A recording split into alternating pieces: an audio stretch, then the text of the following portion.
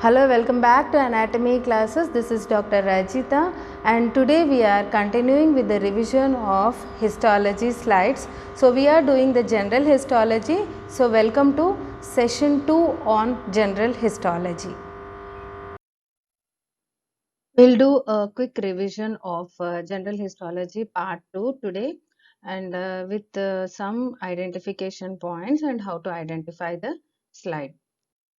So beginning with the list of the slides which I am going to talk are nerve, that is the peripheral nerve, both LS and TS, and elastic artery, which is a large sized artery, muscular artery, medium sized artery, and large vein. I'm going to discuss even the skin, thick skin, thin skin, and two types of salivary glands. And under lymphatic tissue, the four slides, that is lymph nodes, spleen, palatine, tonsil, thymus, part of lymphatic system. So all these slides I am going to finish today with the general histology. So the first slide here is the peripheral nerve. So it is a longitudinal section of the peripheral nerve and here we are seeing the myelin sheath. So in the peripheral nerve we are not seeing regular H&E staining here. It is instead black and white because the stain which is used here is a special stain that is called osmic acid stain. So because of the osmic acid stain, the myelin sheath alone gets stained because myelin sheath is rich in lipids. So this is the myelin sheath which is rich in lipids. So that part alone gets stained. And the central canal where the axon is present is not having stain. And we can see the interruptions in the myelin sheath. The interruptions are nothing but the nodes of Ranvier, from where the impulse gets conducted from one node to the next node of Ranvier. And the distance between the two nodes of Ranvier is called as internode. Here is the higher magnification with 45x, where we are seeing the myelin sheath again. So here, these are the myelin sheath with a axon.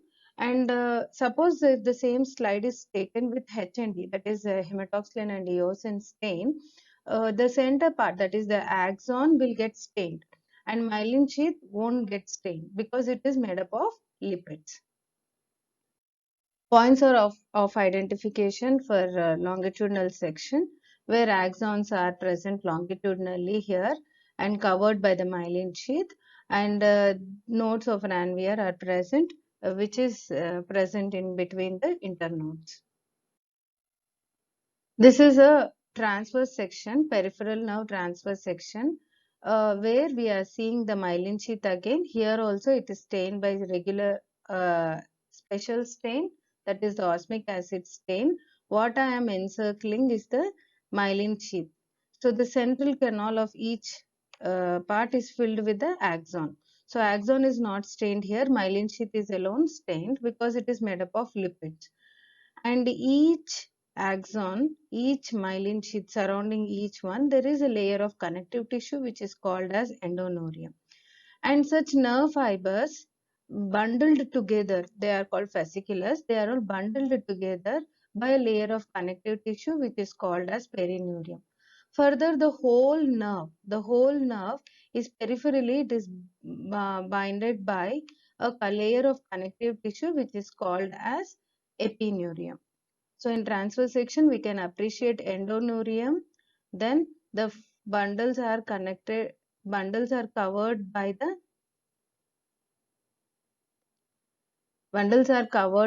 perineurium, and the outer part of the whole nerve is covered by the epineurium. This is a closer view to see each nerve fiber, where the black thing is the myelin sheath and central canal is containing the axon, which is not stained here. So the points of identification is bundles of nerve fibers are seen where it is covered peripherally by epineurium, and each bundle is covered by a perineurium, and each axon is covered by endoneurium. So next, moving on to the blood vessels, here is the large sized artery which is called elastic artery, and we know the artery has got three layers: tunica intima, tunica media, and outermost is the tunica adventitia. And in arteries, tunica media is the thickest layer, And tunica intima is a thin layer which is having an endothelium, which is a squamous epithelium, and subendothelial tissue. And below that, here, this is the tunica media. Tunica media is almost filled with like a wavy fibers, and these wavy fibers are the elastic fibers. So because of abundance of elastic fibers, it is called as an elastic artery. And tunica adventitia is quite thin, and we can see in the tunica adventitia a blood vessel here.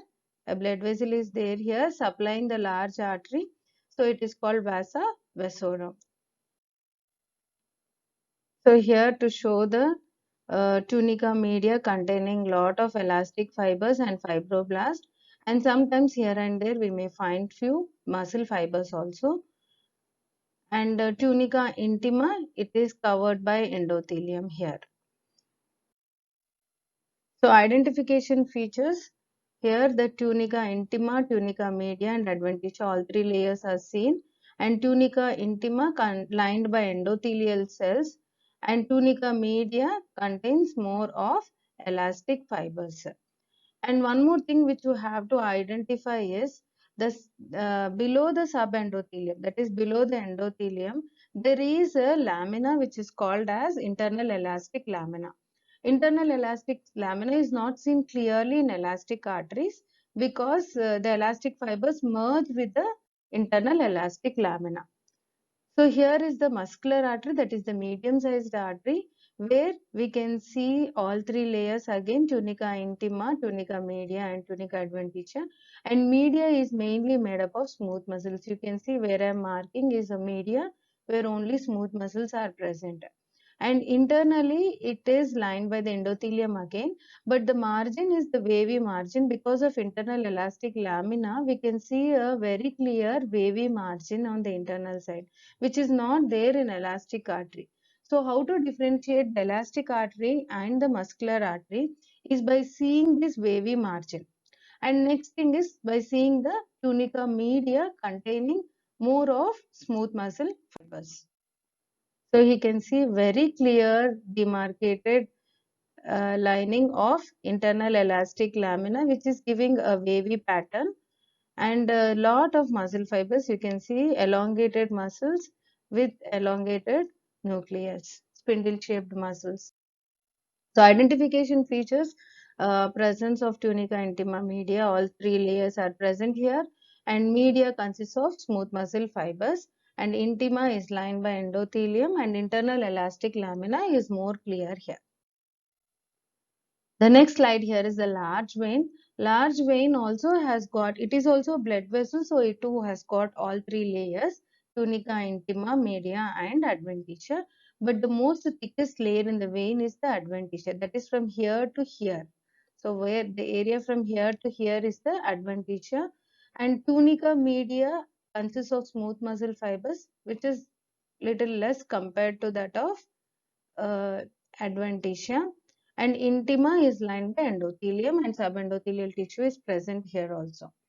And if we observe in the adventitia, we can see a group of muscles. We can see a groups of muscles which are nothing but the smooth muscles longitudinally arranged. So large vein, large sized vein is identified by this groups of muscles which are longitudinally arranged. And tunica, rest of the tunica adventitia consists of collagen fibers, more of collagen fibers, elastic fibers, and we may find some blood vessels here and there supplying the large vein, which is called vasa vasorum.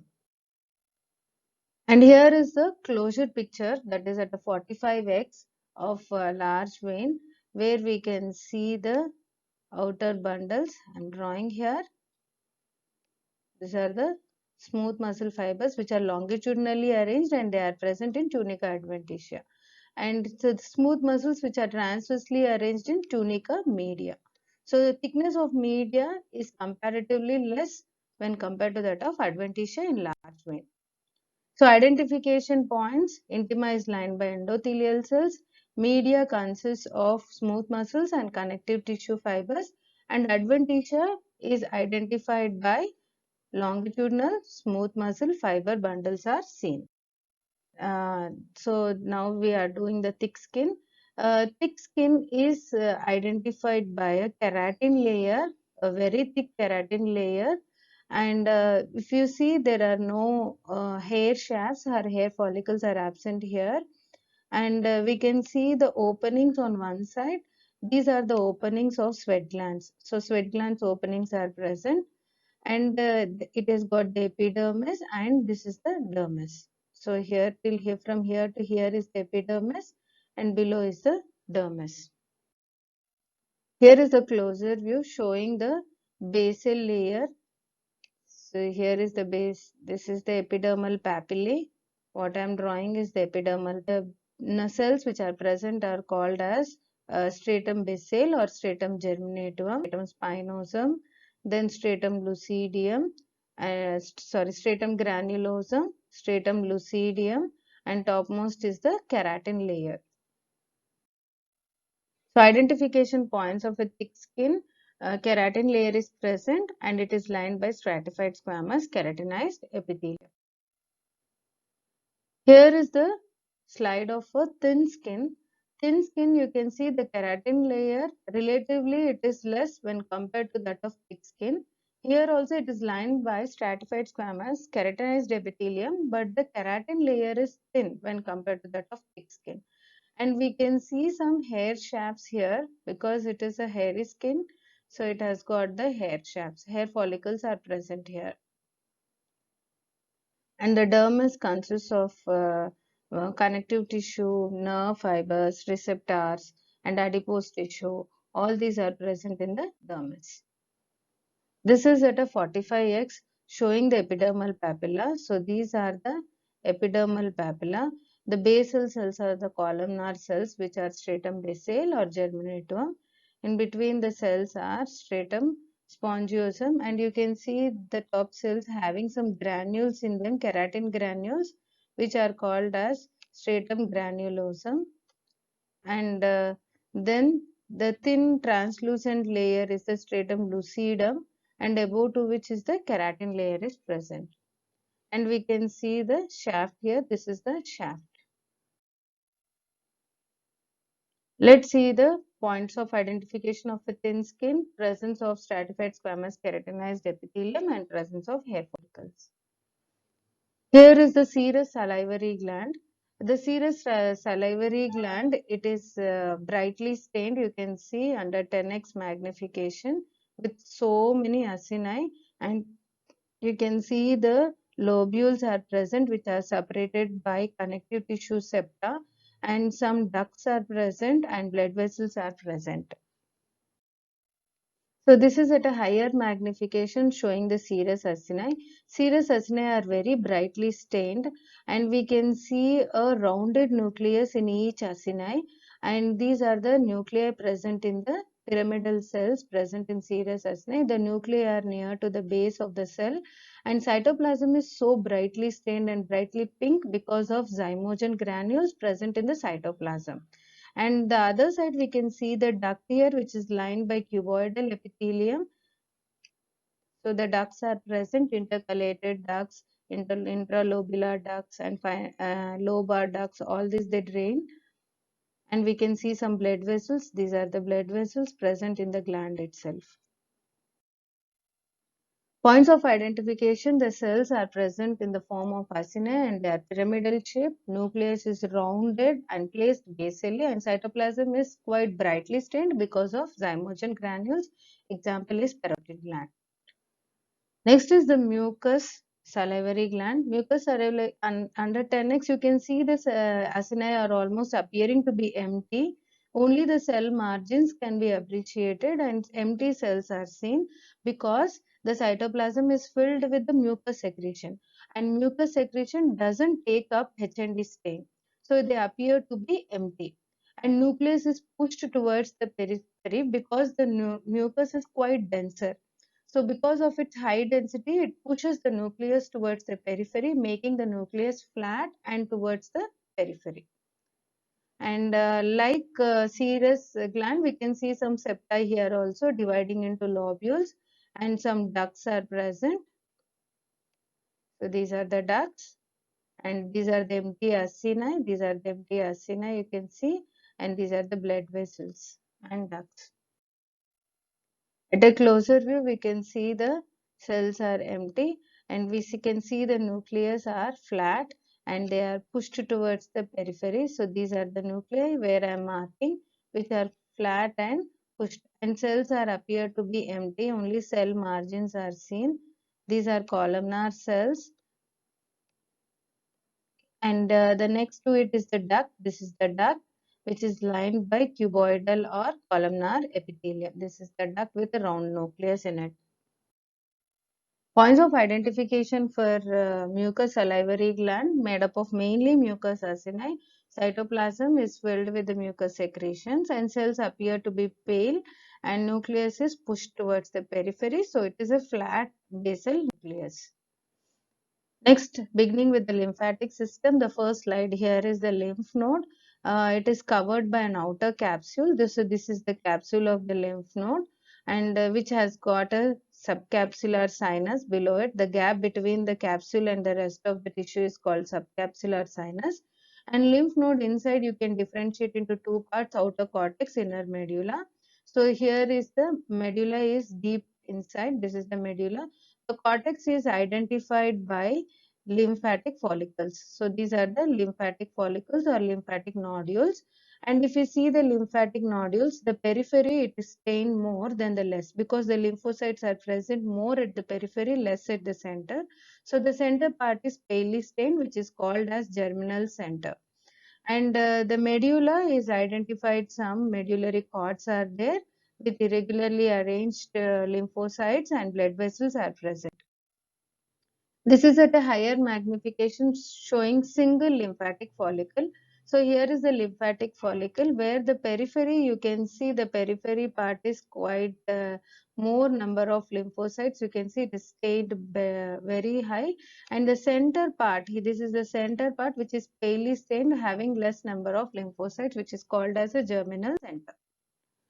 Points of identification: presence of cortex medulla, presence of lymphatic follicles, and medulla is made up of lymphocytes which are arranged in cords. So they are called as medullary cords, and the blood vessels, that endothelial lined gaps between the medullary cords, are called as medullary sinuses.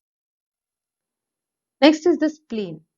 The spleen is identified by, doesn't have any cortex and medulla over here. You can see the lymphatic follicles are randomly arranged, and it too has got a capsule. The capsule is present which sends the trabecula. You can see the trabecula here, and we can observe there is no subcapsular sinus. So spleen is devoid of subcapsular sinus. And we can see the red pulp. This is the red pulp, and here we can see this is the white pulp where lymphatic follicles are present. So the circulation, blood circulation in the red pulp is open type, and in white pulp it is a closed type of blood circulation. Like a normal lymphatic follicle or a nodule, the lymphatic follicles have the more number of lymphocytes at the periphery, where the center has got palely stained, which is called as germinal center. And each lymphatic follicle has got a blood vessel which is actually present at the periphery, which is called as central arteriole. So here to show the central arteriole present at the periphery, this is the central arteriole present at the periphery. It is called central arteriole because initially it is present in the center of each lymphatic follicle. Later, because of the proliferation of lymphocytes, the lymphocytes push towards the periphery along with the blood vessel. So the blood vessel which is eccentrically placed, but it is called central arteriole. And we can see lot of lymphocytes and part of red pulp also.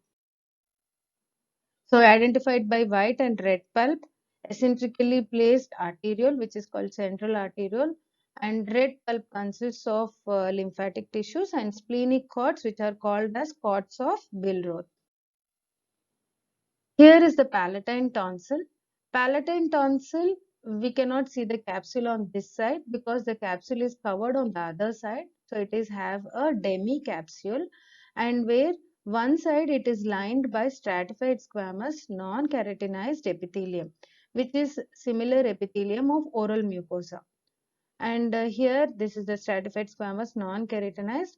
Just below the epithelium, we can see the diffuse lymphatics. So this is the epithelium, and here is the large circle. What I am showing is the diffused lymphatics which are present just below the epithelium. And some mucus acini are also present here in the same picture. And this is a crypt, tonsillar crypt, which is lined by stratified squamous non-keratinized epithelium.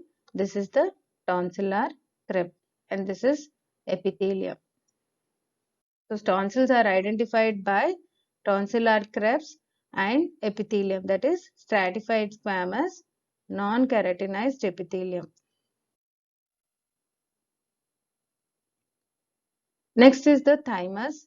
The thymus, it is identified by lobules instead of cortex medulla. The whole thymus, it is divided into lobules by incomplete septa, which is formed from the capsule of the thymus. And these septa dividing it into each lobule. So this is the lobule of an thymus, you can see. And if you see each lobule, the periphery part of the lobule has got more lymphocytes than in the center.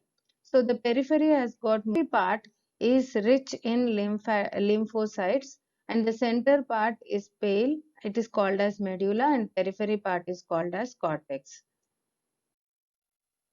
And in the medulla, we can see some pink colored structures which are called as Hessel corpuscles. Hessel corpuscles are epithelial cells which are degenerated epithelial cells present in the center of each thymic lobule. So we can see flattened epithelial cells which are called as Hessel corpuscles. So identifications, it consists of incomplete lobules divided by incomplete septa, and the cortex is densely packed with lymphocytes, and medulla consists of Hessel corpuscles. So Hessel corpuscles are important, which are flattened epithelial cells. So if you all like my work, don't forget to like, share, subscribe, and don't forget to click on the bell icon for more notifications. Thank you. I hope you all like this session, and I hope it would be very helpful for you all for your practical exams. Bye, and share with your friends.